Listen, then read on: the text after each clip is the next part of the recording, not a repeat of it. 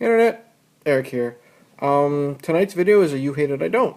You Hate It, I Don't is a concept I thought of where I feel like I'm in the minority of really enjoying a film.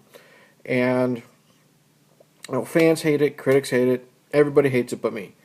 And in this series of videos, I do my best to, if not defend the film, at least say why I really, really enjoy it. And tonight's film, we're going back to Elm Street. We're dealing with everybody's favorite boogeyman, A Nightmare on Elm Street 5, The Dream Child. If you're new to my channel, welcome. I do discuss plot spoilers, specific scenes, and the Nightmare on Elm Street movies are known for their creative kills, so I'll probably be spoiling a few of those. Alright, this came out in '89, directed by Stephen Hopkins. Stephen Hopkins would go on to do another underappreciated film, Predator 2. We're reunited with Alice and Dan from Part 4, The Dream Master. They are now officially a couple, graduating high school, going to start their lives together. Alice is knocked up, and we find out that Freddy is getting to Alice and her friends through the dreams of her unborn baby. And the rest of the film is Alice and her group of friends trying to stop Freddy. That's it in a nutshell. You know what? I really don't know why fans hate this one so much. Maybe it's because The Dream Master was so well received. Maybe it's because some of these deaths aren't as gory as to be expected. But I'll get into that. First off, Lisa Wilcox is back as Alice. Much better in this film than she was in The Dream Master. She's stronger. She's much more likable. Her acting has improved, even though there are a few scenes where she sucks. But like I said, she's grown into that horror movie leading lady role, and I believe it. Danny Hassel back as Dan. He's briefly in this film, so you know what's gonna happen. He's more likable. You can tell they have a better chemistry. They care about each other. I believe it. Robert Englund is once again great as Freddy. The one-liners are more abundant here, but it's still not, in my opinion, overkill. Yeah, and I like whenever Alice has a confrontation with Freddy, she doesn't show that fear. She shows that determination and at times, rage and frustration towards Freddy, because Freddy has been, she's been through this before, with Part 4. She lost her brother, and she lost all of her friends, and she doesn't want this to happen again. She knows her child, her unborn child, is in danger. And you get that. You get how she's strong and how Freddy wants to use her and use her unborn son Jacob to continue his mayhem. And they have a good, I guess, negative chemistry because, they're opposing forces. I buy it completely. The rest of her friends, they're okay. Yvonne is it Kelly Jo Minter from People Under the Stairs and Mask. I like her a lot. She's the skeptic of the group, doesn't believe any of this bullshit, and she's very believable. She's not this unbelieving bitch. She's this person who really just thinks Alice has gone Looney Tunes because, she loses Dan. She's now going to be a single mother, trying to raise this, and she doesn't know where Alice's batshit theories are coming from. You understand her point of view. And then, of course, Freddy attacks her one night, and then she believes everything, and I buy that as well. Alice rescues her, and she looks at her, and it's a good scene where she's supposed to, break down and pretty much tell Alice, I was wrong, you're not crazy. And it's not over the top, it's really, really good. you got Mark and Greta, who could be throwaway characters, but they're likable. I know Greta is the pretty one who's trying to be a model, and she's pushed by her parents. Mark is the comic nerd who isn't annoying, for the most part. So very likable characters. And Alice's dad returns, from part 4.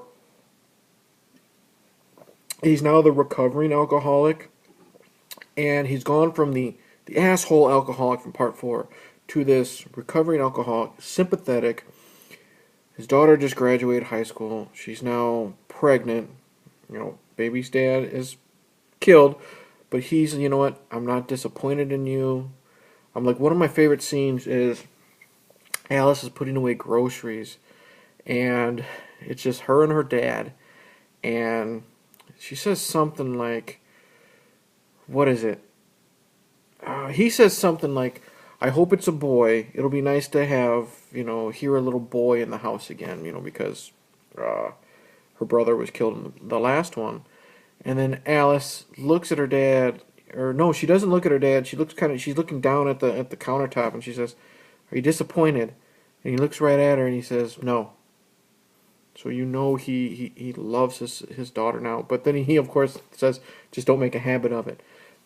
After Dan is killed, Dan's parents want to take the child away so they can raise it, and he stands up for his daughter and says, basically, it's enough of this bullshit. It's not going to happen. So he is a very likable minor character. So I really like every one of these characters here.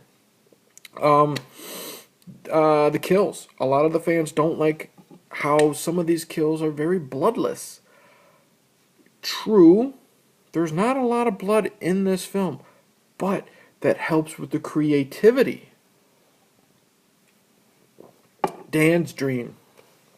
Dan is trying to get to Alice, and he crashes his car, so he steals a motorcycle. And Freddy pops, his face molds from the motorcycle, and everything is impaling Dan. And Dan is becoming the motorcycle, like his event. All the things are plugging into the wires and tubes are plugging into his face and his arms, and it looks so fucking painful. And the heat is melting his skin off.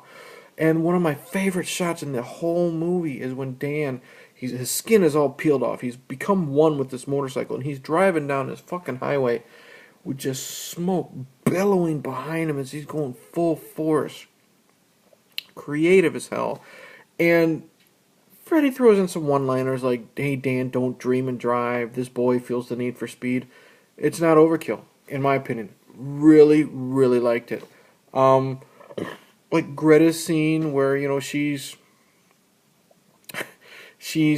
her mom's trying to make her a model, so Freddy is her death involves eating, and god damn, I won't spoil that, but that's very creative scene and grotesque in a nice special effects way. Does it say who the special effects are from?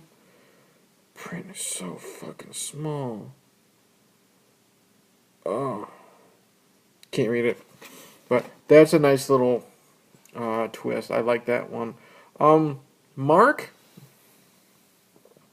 I like Mark's because it's superhero related. He's drawing this comic. He's created this character called the Phantom Prowler, and because it's him because he has no confidence. I wish I was the Phantom Prowler. Blah blah blah, and it's a very cheesy scene. Eventually, he turns into the Phantom Prowler, and he takes on Freddy.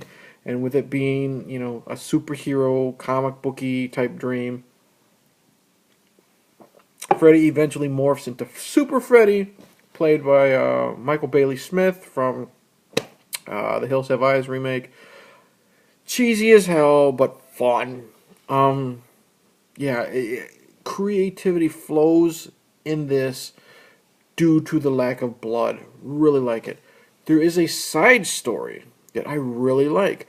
We learned of Freddy's backstory a little bit in Dream Warriors. We learned about, we learned that he was born because of his mom being raped by a bunch of inmates in an insane asylum.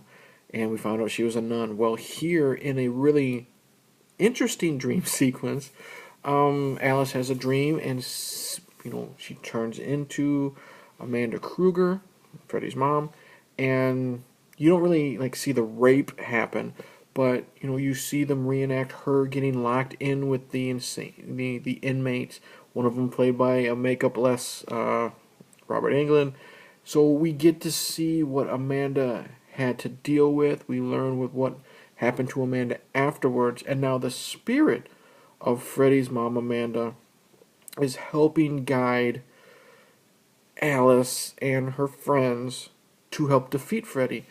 And I really like that. I like how it's the symbol of good and evil. You got the nun for representing God. Freddy, he's basically a demon now, with the devil going at it. I really, really like it. The actress who plays Amanda has a decent performance. I like it a lot. We have this little boy actor. Don't know his name off the top of my head. He was in Full House, the TV show, and he was in the Addams Family movie. Plays, a child version of Alice's unborn son, named Jacob, and you see him being coaxed by Freddy, lied to by Freddy, trying to get him to turn against Alice and join Freddy. The actor does a pretty decent job. I like his performances with Lisa Wilcox. They have a decent chemistry. And then at the end, when Jacob has to decide between Freddy and his mother, because it's the final battle between Alice and Freddy, Freddy's kicking her ass, and she's going to die. And even Amanda Krueger says, Jacob, your mom's not going to win. Unleash your power. It's a fake out you see a mile away, but it's still a decent scene. Yeah, fun. And I don't know if it's just the nostalgia. This was the movie that introduced me to the series, but I think it's more than that. I think it's the good performances, especially for a Friday the 13th. Jesus Christ, a Nightmare on Elm Street series. Big difference. For a Nightmare on Elm Street film, you got likable characters, really good performances, creative kills since they don't rely heavy on the blood. There are some bad, green screen moments. There's a scene where Mark's hanging into a pit, and you can tell he's on wires because the way his feet are sticking up, it's totally noticeable and bad. But overall, I mean, I like the gothic look of it, the churches and just the architecture. A lot of fans hate this one scene I'm talking about. I'm going to talk about is, I said Alice has a dream where she's Amanda Krueger.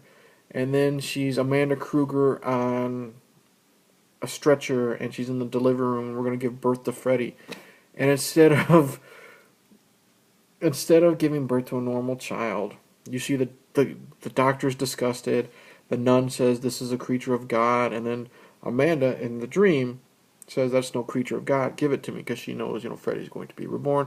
It's this little weird, disgusting looking Freddy baby that gets away, crawls, and it does some stupid moaning, crawls into the clothes of Freddy that were laying there in the church from part 4, and then it turns into Freddy. Unnecessary, kind of dumb. I can't really defend that, but that's not a reason to just hate a fucking film, because there's so much in this I like. Highly recommend Nightmare on Elm Street 5, Dream Child. The scene where we see inside Alice's womb, and we see little baby Jacob in there with the umbilical cord and everything, and Freddy is throwing the souls of her deceased friends down the umbilical cord, and he's like, feeding time for my boy, and his face is inside the birth canal and stuff like that. I love it. It's just so out there and kind of gross, but cool. You know what I mean? So I actually highly recommend Nightmare on Elm Street 5, The Dream Child. I personally think I like it better than Part 4, The Dream Master. So go ahead and come at me, horror fans. Highly, highly recommend. You hate it. I don't.